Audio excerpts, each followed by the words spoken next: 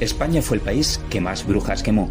Seguramente hemos escuchado alguna vez esta afirmación propia de una propaganda que nos ha vendido la idea de una España donde la Inquisición quemaba brujas para satisfacción de las masas fanatizadas. Pero la realidad es que España fue el país de Europa que menos brujas quemó y el primero en dejar de quemarlas. España no quedará fuera de estos procesos por brujería. Se dio la paradoja de que la Inquisición fue un órgano de garantía judicial frente a la oleada enloquecida, violenta y acusatoria de las masas. En este momento entrará en escena Alonso de Salazar, quien investigó los casos de brujería y finalmente descubrió que aunque este fenómeno existía, la mayoría de las historias fueron inventadas. Podemos decir que el total de víctimas mortales de la Inquisición española durante 3 siglos y medio no fueron más de 5.000 personas. En cuanto a la tortura, se ha comprobado que su uso era menos frecuente que en la justicia civil. Países como Alemania, Holanda o Suiza causaron muchas más muertes en menos tiempo. Quizá tú no lo sepas, pero eres hijo de Roma. Fue Roma la que concibió la península ibérica como una unidad, la que estableció una lengua única, creó una estructura administrativa y jurídica, fundó ciudades y una religión, el cristianismo, que será seña de identidad de los hispanos. Tras enfrentarse a Cartago y después de luchas y pactos, convirtieron a celtas, íberos, celtíberos y vascones en hispano-romanos. Se produce así la romanización de la península ibérica. Hispania se convertirá en parte fundamental del Imperio Romano, dando lugar a emperadores como Trajano, Adriano o Teodosio, filósofos como Séneca y poetas como Marcial. Gracias a esta unidad, hoy podemos reconocer la historia de Roma como nuestra propia historia, y España después llevó a Roma por todas partes con una lengua, el español, hijo del latín, y una religión, la cristiana.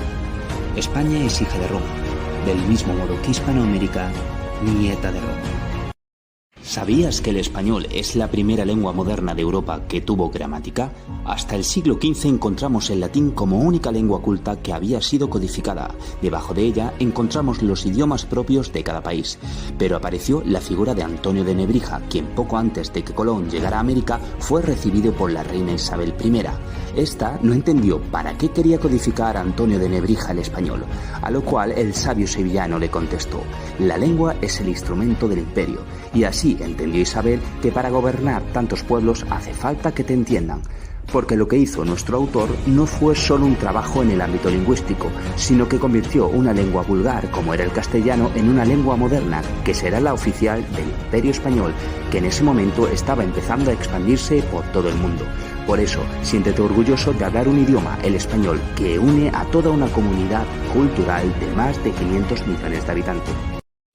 Los misioneros españoles, movidos por el proyecto evangelizador, tradujeron los idiomas nativos americanos, poniendo por escrito sus reglas gramaticales. Esto fue toda una revolución, porque el conquistador protegía por primera vez la lengua de los vencidos.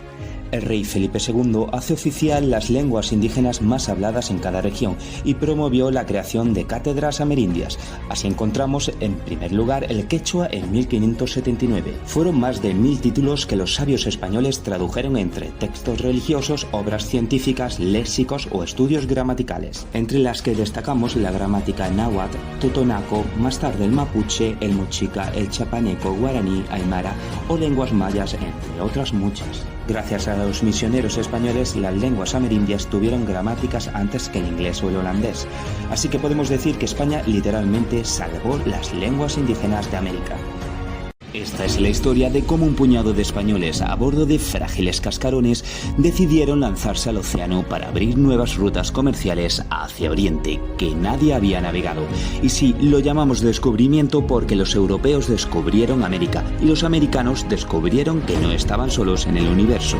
La figura clave será Cristóbal Colón, el cual recibió el apoyo de la reina Isabel para tal arriesgada aventura, a bordo de las carabelas Pinta y Niña y la nao Santa María.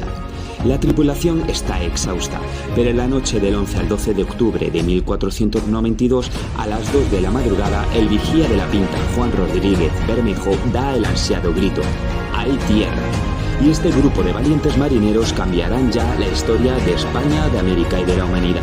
Y no te arrepientas, porque si hubiera que escoger un logro por el que los españoles debieran pasar a la historia, ese sería, sin duda, el descubrimiento de América.